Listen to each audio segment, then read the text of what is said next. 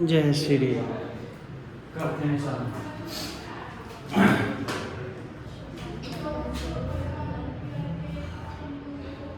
देखो 12th class कौन सा पोर्शन है अपना? केमिस्ट्री का।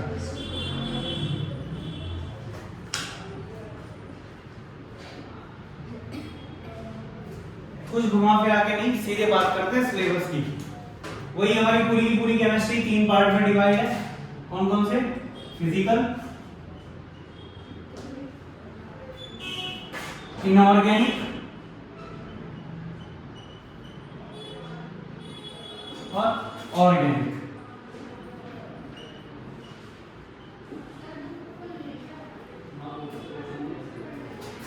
फिजिकल केमिस्ट्री, इनऑर्गेनिक और ऑर्गेनिक केमिस्ट्री।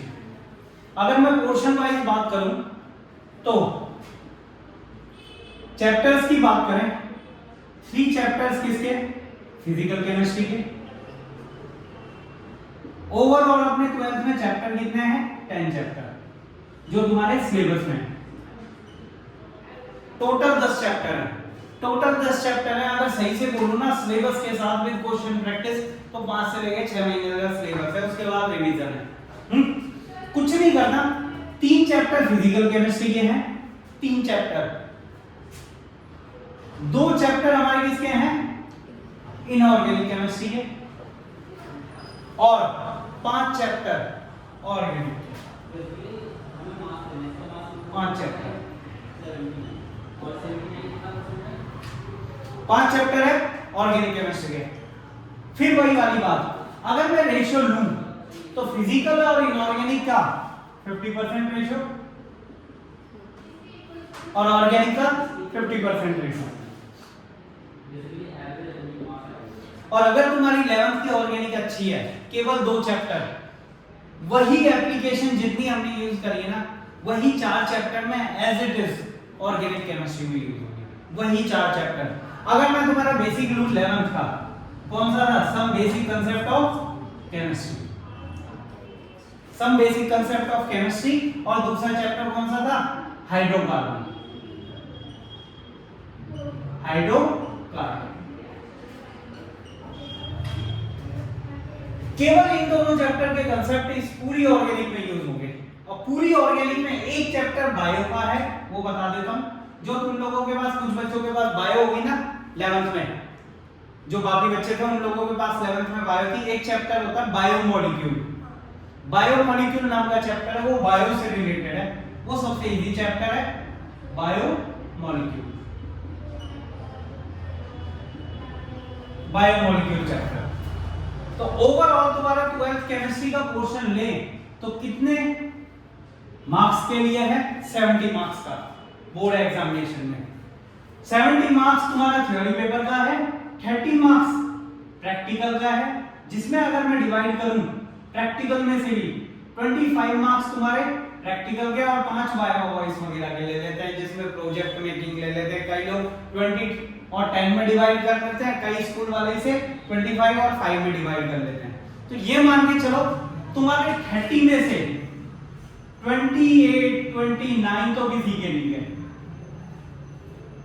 इतने मार्क्स तो पहले ही मिल गए आउट ऑफ 100। और ये मान के चलो और 70 में से लाने जितने मार्क्स ला सकते हो।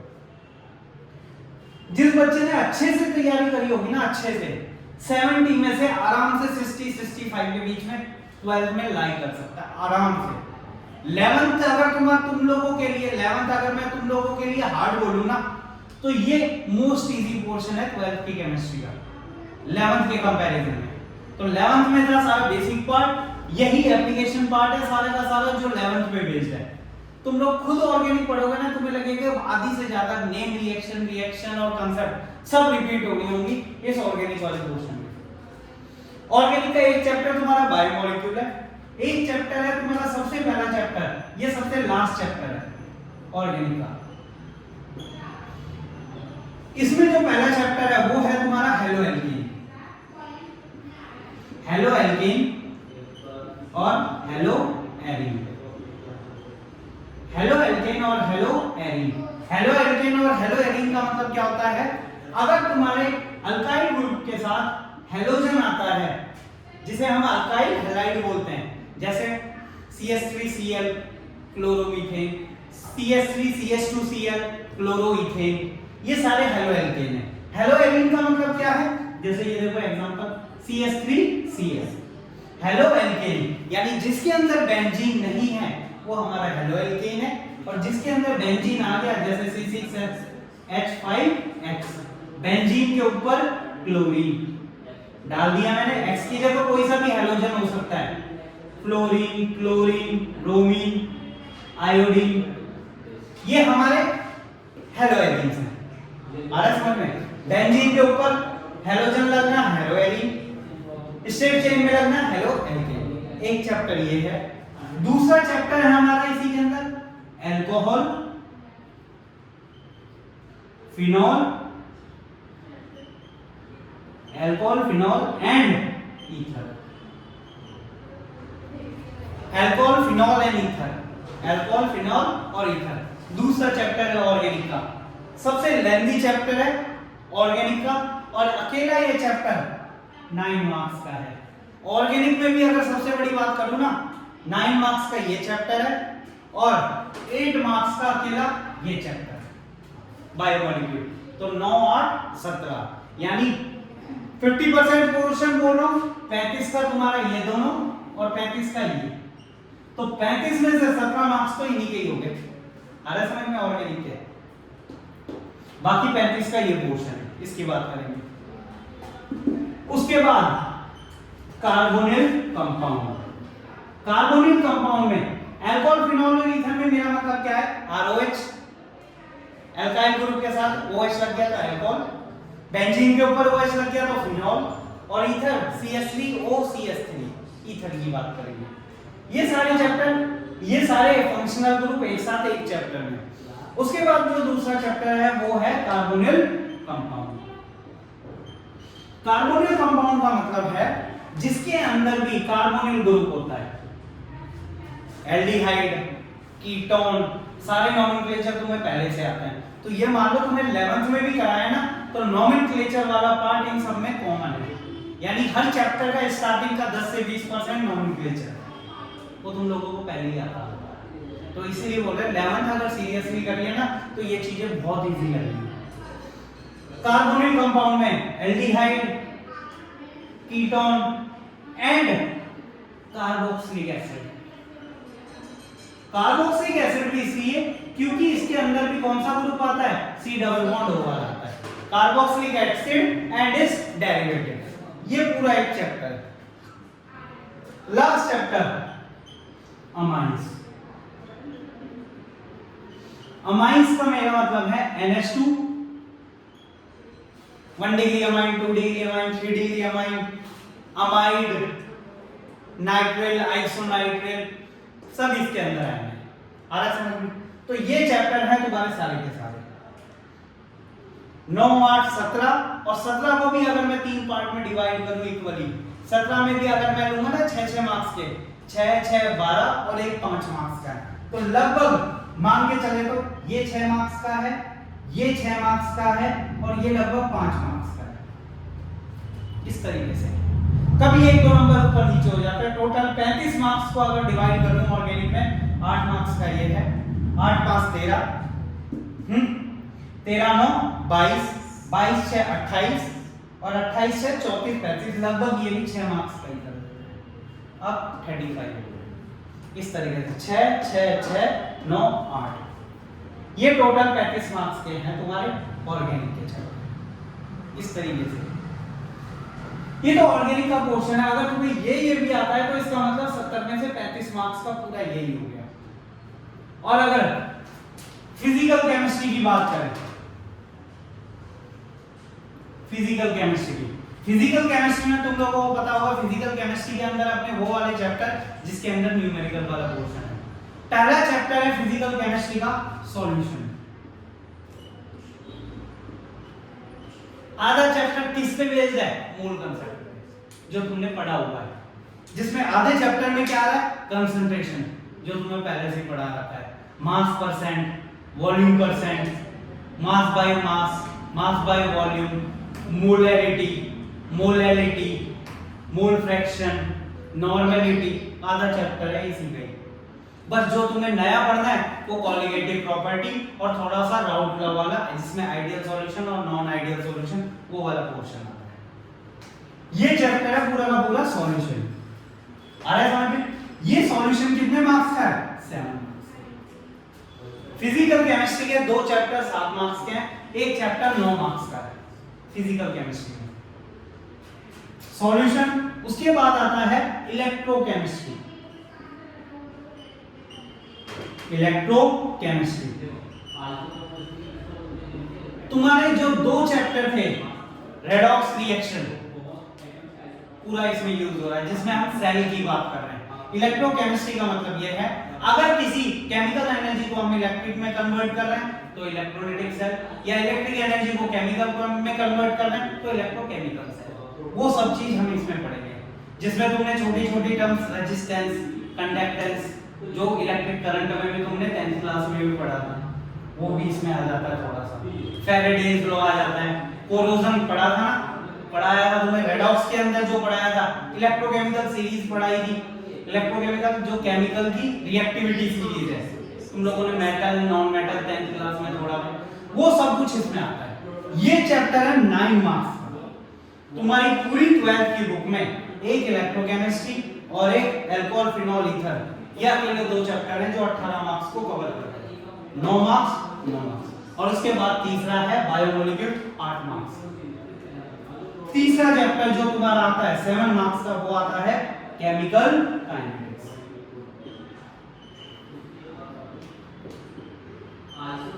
केमिकल काइनेटिक्स, केमिकल काइनेटिक्स का मतलब क्या होता है? कौन सी रिएक्शन कितनी स्पीड से चलती है।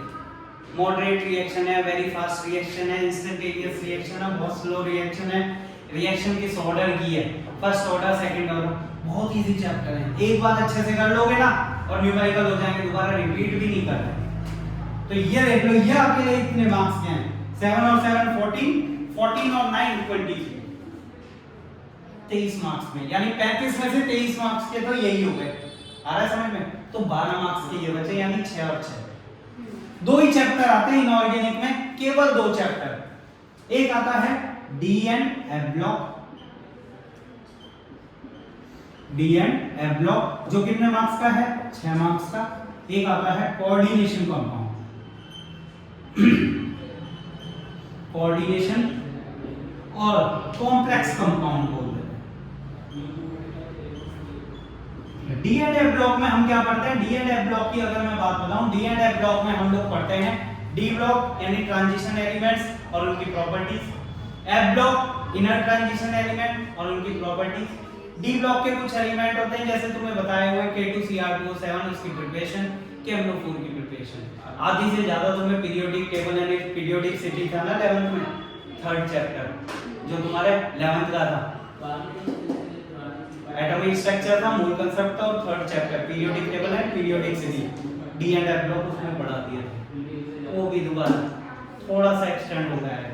Coordination compound, D and F block जिसे अच्छे से आता है, यही चैप्टर पूरा इसमें यूज होता है। इसकी प्रॉपर्टीज, बड़े बड़े कॉम्प्लेक्स कंपाउंड कैसे बनते हैं, जो तुमसे ऑक्सीडेशन स्टेट निकलवाई थी ना, जैसे मान लो NiCO4, ऑक्सीडेशन नंबर निकालो इसका, ये कॉम्प्लेक्स कंपाउंड जो ऐसे ब्रैकेट में दिखे, इन्हें कॉम्प्लेक्स कंपाउंड बोलते हैं। यही कॉम्प्लेक्स कंपाउंड कौन कौन सी प्रॉपर्टीज होती हैं? केमिकल बॉन्डिंग में पढ़ी थी ना VBT, वैलेंस बॉन्ड थ्योरी, वो इसमें यूज होगी जो तुमने पढ़ी हुई है। वैलेंस बॉन्ड थ्योरी कैसे होती है, हाइब्रिडाइजेशन कैसे निकालते हैं, स्ट्रक्चर कैसे बनते हैं, इनका नोमेनक्लेचर कैसा होता है, सब कुछ कॉम्प्लेक्स कंपाउंड इसी में। और ये भी कितने मार्क्स का? तो ये पूरा का पूरा तुम्हें 12th क्लास का प्रीफेस बता दिया, बस इतना सा काम है। पूरे के पूरे 12th क्लास कितने चैप्टर हैं हमारे? टोटल 10 चैप्टर हैं। 10 चैप्टर को अगर डिवाइड करूं 2 बुक्स में, तो ये तुम्हारी इनऑर्गेनिक और फिजिकल मिला के पहली बुक है,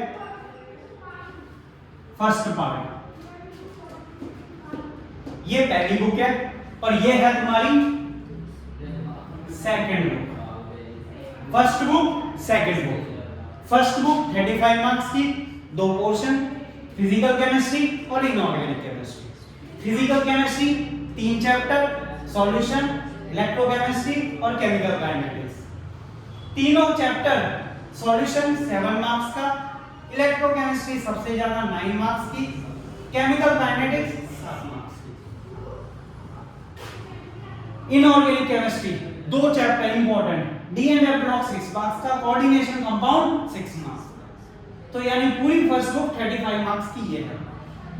ये पोर्शन ऐसा है, इसे एक बार कर लोगे ना फर्स्ट बुक को, केवल फिजिकल केमिस्ट्री में फॉर्मूले याद होने चाहिए, और ये एक बार क्वेश्चन अगर हाथ से निकाल दिया तो लाइफ टाइम नहीं भूलोगे। तो यानी इस पोर्शन को दोबारा करने की जरूरत ही नहीं है, एक बार करके निकाल दोगे तो पूरी फर्स्ट बुक। सबसे ज्यादा स्कोरिंग बच्चे जो करते हैं वो इसी पोर्शन में कर लेते हैं। क्यों? न्यूमेरिकल है, सही है, फॉर्मूले आते हैं तो आते हैं, इनऑर्गेनिक का कांसेप्ट का पता है तो पता है, जो रिवीजन थोड़ा बहुत बार-बार करना पड़ता है वो इस वाले पोर्शन में, नीचे के 4 चैप्टर में करने पड़ते हैं। बायोमोलिक्यूल भी हटा दिया। तो यानी मैं बोलूं अगर 35 और 8 मार्क्स लेंगे तो लगभग 43 मार्क्स रिवाइज करने की जरूरत ही नहीं है बार-बार। आ रहा है समझ में? 43 मार्क्स बचा हुआ, अगर मैं बोलूं 27 मार्क्स को बार-बार रिवीजन करने की जरूरत है। उसमें भी कुछ क्वेश्चन फिक्स होते हैं, नेम रिएक्शन 15 से 20 बार, नेम रिएक्शन, बीपीएमपी के क्वेश्चन, कुछ पर्टिकुलर क्वेश्चन। तो यानी हार्डली कन्वर्जन वर्जन जो टेक्निकल टूल्स के क्वेश्चन बचते हैं ना, वो 15 से 20 नंबर के क्वेश्चन बचते हैं, जिनमें थोड़ी सी ट्रिक यूज करनी पड़ती है। तो यानी 12th की केमिस्ट्री मैं अगर मान के चलूं ना तो 11th की केमिस्ट्री से लगभग आधे से भी कम इजी है। यानी अगर इजी लेवल पे इंडेक्स पे भी रखे ना तो 11th की केमिस्ट्री अगर 10 में से आउट ऑफ मैं बोलूं ना 9th लेवल की हार्ड है या 8 लेवल की हार्ड है, तो 12th की केमिस्ट्री 5 पे आती है, इतनी इजी है। आ रहा है समझ में? तो 11th की केमिस्ट्री से 12th की केमिस्ट्री बहुत इजी है, और 11th में तुम पढ़ ही आए हो। आ रहा है समझ में? कांसेप्ट तो एटलीस्ट पढ़ी ही है। देखो मार्क्स ये डिसाइड नहीं करते, 11th में जनरली बच्चों के मार्क्स थोड़े से कम होते हैं। स्लोप देखो ऐसा होता है, 10 के मार्क्स, 11th के मार्क्स, फिर 12th के मार्क्स, 10, 11, 12 ये मार्क्स से रहते हैं। बच्चों को थोड़ा सा डिमोटिवेट नहीं करा जाता, थोड़े से कम मार्क्स दिए जाते हैं ताकि स्कूल का रिजल्ट 12th के बोर्ड में अच्छा रहे। आ रहा है समझ में? 12th के बोर्ड में अच्छा रिजल्ट रखने के लिए 11th में कुछ बच्चों की जबरदस्ती कंपार्टमेंट भी दे दी जाती है। क्यों?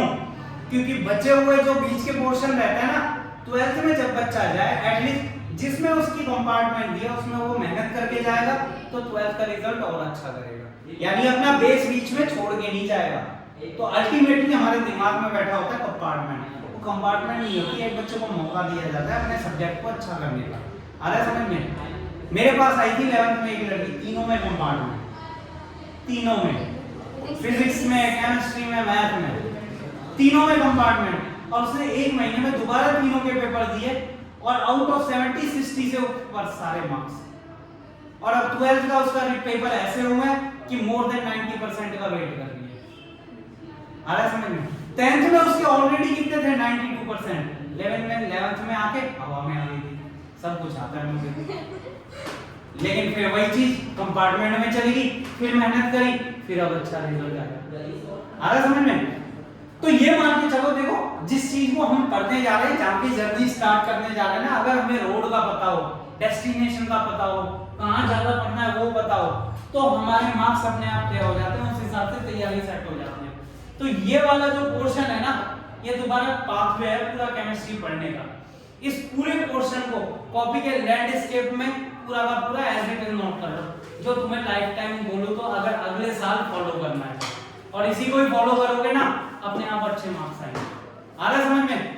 तो एटलीस्ट इस वाले पोर्शन को तुम्हारे टिप्स पे याद होना चाहिए, क्योंकि देखो जब बोर्ड में रिवीजन की बात आती है ना, सबसे ज्यादा मार्क्स, सबसे ज्यादा प्रायोरिटी, सबसे अच्छे टॉपिक सबसे पहले रिवाइज करके रख दो, और फिर उन पोर्शन पे ज्यादा टाइम दो जो तुम्हें हल्के से हार्ड लगते हैं। आ रहा है समझ में? तो मार्क्स के अकॉर्डिंग प्रायोरिटी देना, इनपुट ज्यादा रखो, यानी सेलेक्टिव स्टडी होती है ना। देखो जब हमारा इंटरेस्ट नहीं बनता ना सब्जेक्ट में, उस केस में क्या करो, मार्क्स किसके ज्यादा हैं उनको पकड़ो सबसे पहले। 9 मार्क्स, 9 मार्क्स, 8 मार्क्स। आ रहा है समझ में? 9 9 18, और 18 8 26, 70 में से 26 यही हो गए लगभग। और बचे हुए में से 2-3 चैप्टर तुम्हारे ऐसे निकले आते हैं जो तुम्हें आते ही हैं, तो यानी 70 में से 40 to 45%, 45 मार्क्स का मेरे को ऐसा है जो मैं कभी भी नहीं भूलूंगा, मेरे को आता ही आता है। यानी उतना पर हमें आता है ना, पेपर आता है, पहले हमें पेपर देखते ही हार्ड लगता है, लेकिन धीरे धीरे हम करने लगते हैं, चलो थोड़ा सा हो गया, फिर थोड़ा सा और करने लगते हैं, फिर थोड़ा सा हो गया। जब एक पोर्शन ऐसा हो जाता है ना, चलो 50 मार्क्स का मैंने 70 में से अटेम्प्ट कर लिया, तो बचा हुआ पोर्शन और करने का मन करता है। तो वो वाला हाल है, अपना कॉन्फिडेंस बना लो कि इतना मेरे पास से कहीं नहीं जाएगा, बचे हुए की मैं तैयारी आराम से कर लूंगा। आ रहा समझ में? तो ये वो पोर्शन है अपना, तैयार कर सकते हो, तो इसको पूरा नोट कर लो।